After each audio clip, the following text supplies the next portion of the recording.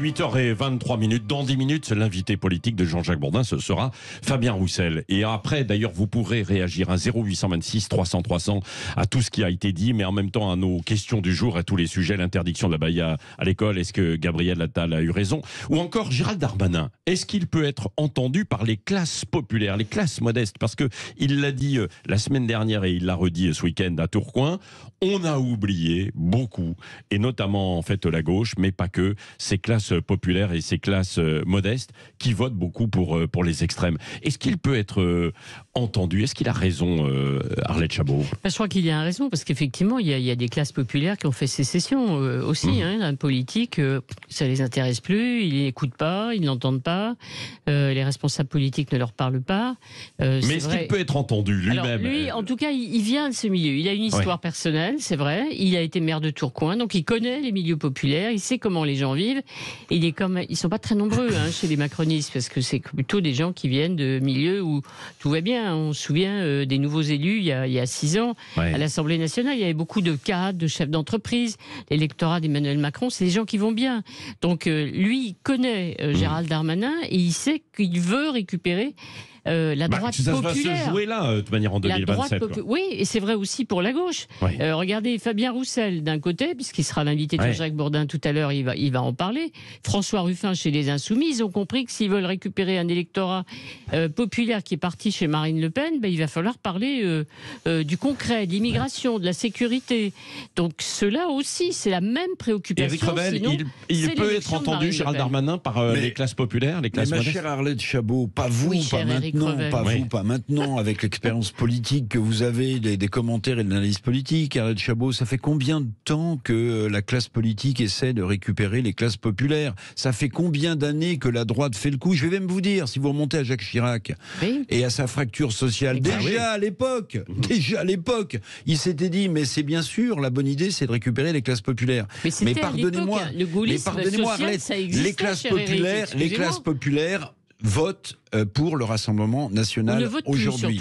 Ou ne votent plus, si vous voulez. Et de l'autre côté aussi l'extrême gauche, un peu aussi pour LFI. Non, mais attendez, les ouvriers, ils ont quitté les bastions communistes, la ceinture rouge. Mais c'est ce que je vous dis. Donc que Gérald Darmanin découvre le fil à couper le beurre, ou l'eau tiède, c'est une bonne chose pour lui. Il essaie de se trouver un chemin vers la présidentielle. Mais qui peut croire que la droite républicaine va récupérer sur un claquement de doigts les classes populaires? Personne ne dit sur un claquement de doigts, mais c'est vrai que la question est posée à gauche.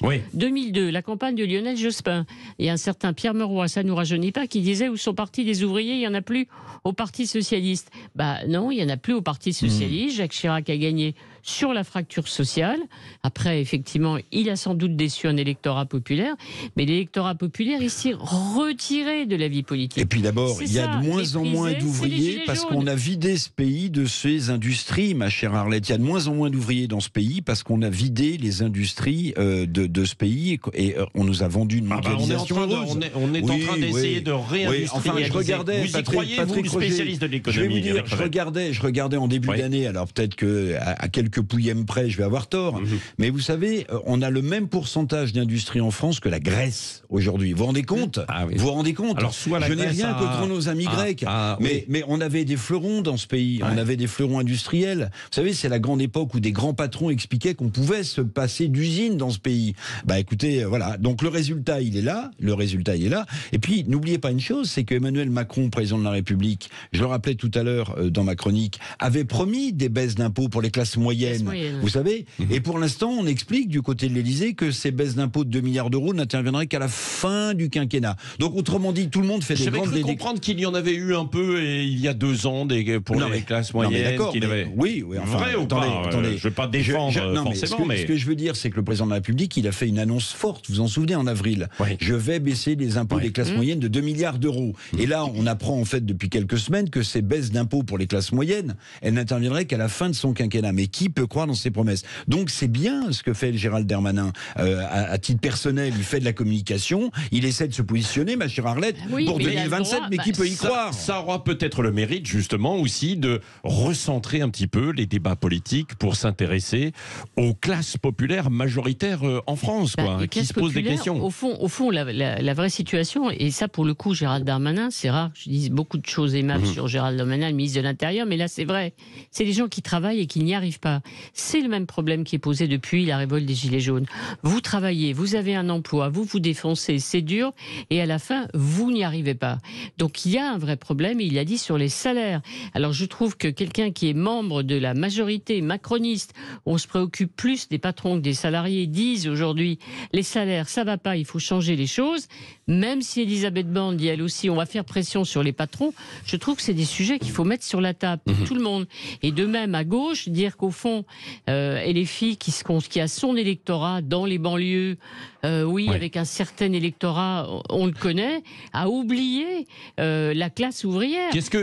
En conclusion, Éric Revel, puisque Arlette a évoqué les patrons, il y a des rencontres là du MEDEF. Qu'est-ce qu'ils attendent, les patrons, aujourd'hui? Ils attendent. Elisabeth Borne va donc se rendre à ces journées du MEDEF qui se tiennent à l'hippodrome de Longchamp à côté de Paris.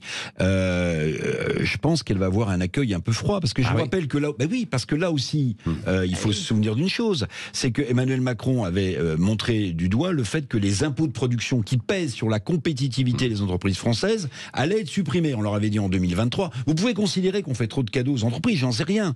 Puis en 2024, et là le MEDEF vient d'apprendre qu'en fait pas du tout, cet impôt de production ne va pas être supprimé. Et je rappelle ce que dit à juste titre le nouveau patron du MEDEF dans le Figaro, Patrick Martin, c'est que les entreprises françaises sont les plus taxées du monde. Donc bien sûr qu'il y a eu plein d'aides aux entreprises, on s'en souvient. Mais en tout cas, voilà encore une promesse de fiscalité allégée en direction des entreprises qui ne sera pas tenue. Quant aux ménages, quand Elisabeth Borne dit qu'on ne touchera pas à la fiscalité des ménages, eh bien, je demande à voir. Oui, merci Éric Revel, Arlette Chabot. Dans un instant, toutes ces questions vont être abordées par Fabien Roussel, invité, secrétaire national du PCF, de Jean-Jacques Bourdin pour son grand retour, l'interview politique de 8h30 à 9h. Ensuite, vous avez la parole 0826 300 300 avec Jean-Jacques Bourdin. Et puis ensuite, tous les autres rendez-vous, Valérie Expert et André Berkoff sur le pont dès midi. Il est 8h30.